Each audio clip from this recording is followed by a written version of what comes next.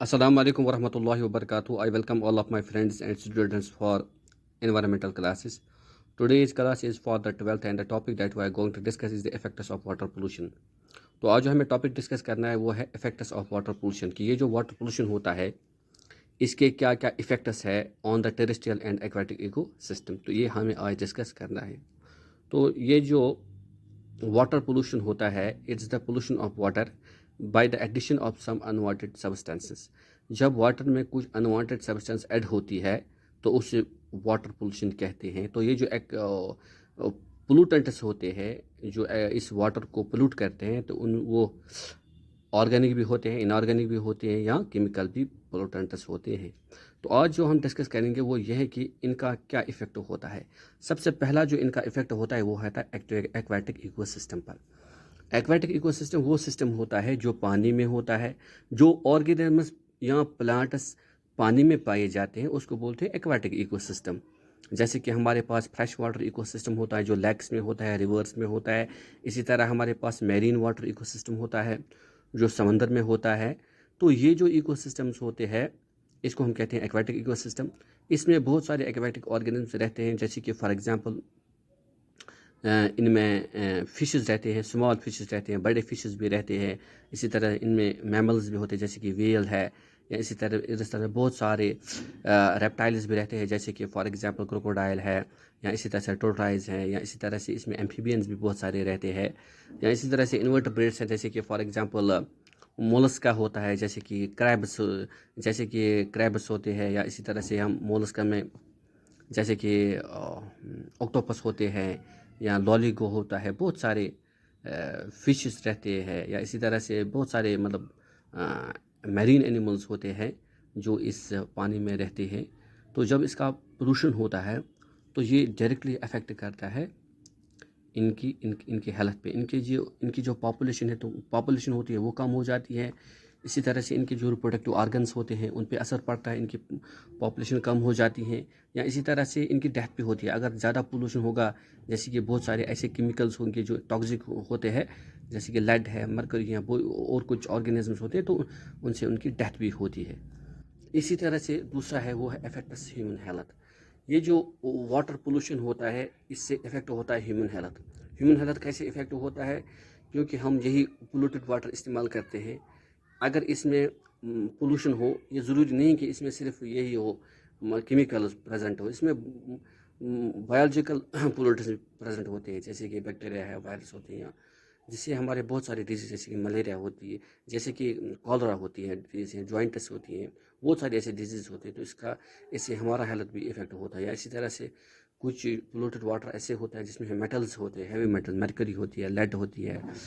तो जब हम ये पोल्यूटेड वाटर पीते हैं तो इससे हमें पॉइजनिंग होती है। इसी तरह से ग्राउंड वाटर पोल्यूशन होता है, it leads to ground water pollution. जब हम बहुत सारे फर्टिलाइज़र्स केमिकल्स इस्तेमाल करते हैं अपने एग्रीकल्चर के लिए तो वो जो केमिकल्स होते हैं वो सरफेस पे ही रहते हैं, या किसी वक्त वो ज़मीन में भी पर्कुलेट हो जाते हैं, एब्जॉर्ब होते हैं। तो जब वो ज़मीन पे एब्जॉर्ब होंगे तो जब बारिश पड़ती है तो वो वहाँ से निकल आते हैं और वो सीधे हमारी वाटर बॉडीज़ में जाते हैं। फिर हम डायरेक्टली उसको इस्तेमाल करते हैं जब हम पानी पीते हैं, तो इससे हमें भी प्रॉब्लम्स होती हैं। या ये सीधे ग्राउंड वाटर में जाता है ज़मीन के नीचे, जब हम वो ग्राउंड वाटर इस्तेमाल करते हैं तो हमें फिर प्रॉब्लम्स होती है। इसी तरह से है चौथा है वो है बायोलॉजिकल मैग्नीफिकेशन। बायोलॉजिकल मैग्नीफिकेशन ये एक सीरीज़ ऑफ पॉइजनिंग होती है। जो हैवी मेटल्स होती हैं इनकी एक सीरीज़ ऑफ पॉइजनिंग होती है। सबसे पहले जो हैवी मेटल्स होते हैं जो इंडस्ट्री से अनट्रीटेड वाटर होता है उसमें हैवी मेटल्स होते हैं। तो ये जो हैवी मेटल्स होते हैं जैसे कि फॉर एग्जांपल लेड है, या इसी तरह से मरकरी है। तो ये जो लेड और मरकरी होती है इसको जब पानी में डाला जाता है तो इसको एक्वाटिक फिशेस इस्तेमाल करते हैं। ये जो फिशेस इसको इस्तेमाल करती है ये इनके टिश्यूज़ में जाता है, फिर ये फिशेस ह्यूमन्स इस्तेमाल करते हैं।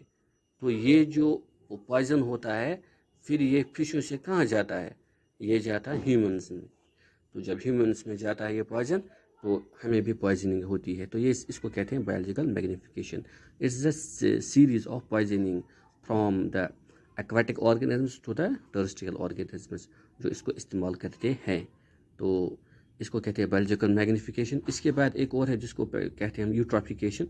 तो यूट्रॉफिकेशन क्या है? It is the growth of algal blooms, excessive algal blooms in the water bodies. जो वाटर बॉडीज़ होती है जैसे लेक्स होते हैं, रिवर्स होते हैं, या हमारे पास छोटे छोटे समंदर भी होते हैं जैसे कि सीज़ होते हैं, इनमें एक्सेसिव ग्रोथ ऑफ वाटर ये अलगल ब्लूम्स होते हैं। अलगल ब्लूम्स ज़्यादा होते हैं, एक्सेसिव ग्रोथ। इससे क्या होती है कि इससे ये जो सरफेस ऑफ वाटर होती है that is covered with the plants, जो अलगल ब्लूम्स से कवर्ड होती हैं, इसकी जो सरफेस होती है वाटर बॉडी की वो surface covered that is get covered with the water.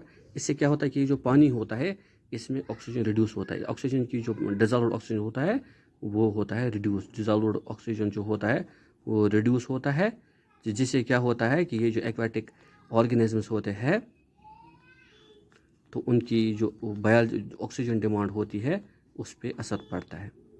तो ये जो एक्वाटिक ऑर्गेनिजम्स होते हैं इनमें जो ऑक्सीजन डिमांड होती है वो कम हो जाती है, इससे इनकी हेल्थ पे भी इफेक्ट पड़ता है। इसको बोलते हैं eutrophication. Growth of excessive algal blooms, growth of excessive algal blooms, blooms, ठीक है, इसको कहते हैं हम यूट्रॉफिकेशन।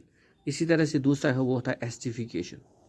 जब पानी में सबसे ज़्यादा एसिड मौजूद होती हो, जब वो वाटर बॉडीज़ में वो एसिड जाता है तो वो पानी को बनाता है एसिडिक। तो ये एसिडिक कैसे पानी बनता है? क्योंकि ये जो सीवेज वाटर होता है, सीवेज वाटर जो होता है जो फैक्ट्रीज में निकलता है या हमारे टाउन से जो वाटर निकलता है वेस्ट वाटर, उसको बोलते हैं सीवेज वाटर, यहाँ बोलते हैं इसको वेस्ट वाटर। तो ये जो होता है ये एसिडिक होता है, इसमें एसिड ज़्यादा होती है, एसिडिक होता है। तो जब ये वाटर जाता है पानी में, एक्वायर्ड मतलब पानी में जाता है, वाटर में जाता है, तो ये इस वाटर बॉडी को भी बनाता है एसिडिक।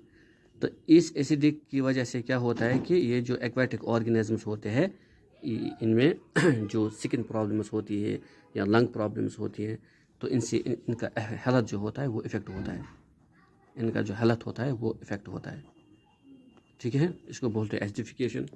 और दूसरा जो इम्पॉर्टेंट फैक्टर है इस एसिडिफिकेशन का वो है कोरल ब्लीचिंग।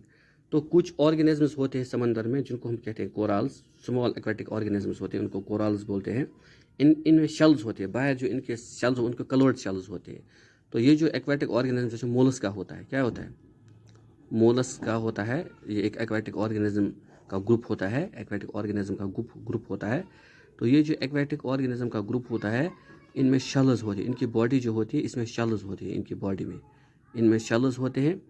तो ये जो शेल्स होते हैं ये कलर्ड होते हैं, क्या होते हैं? कलर्ड।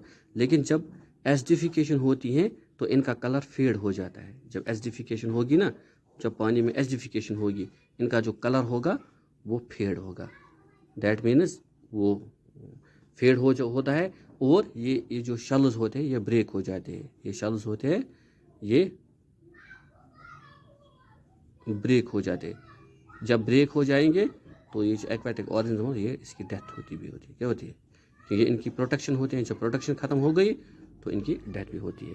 तो ये थे कुछ important effects of water pollution. एक होता है ऑन द एक्वाटिक इकोसिस्टम, दूसरा होता है इफेक्ट्स ह्यूमन हेल्थ, तीसरा होता है leads to ground water pollution, इसे ग्राउंड वाटर पोल्यूशन होता है।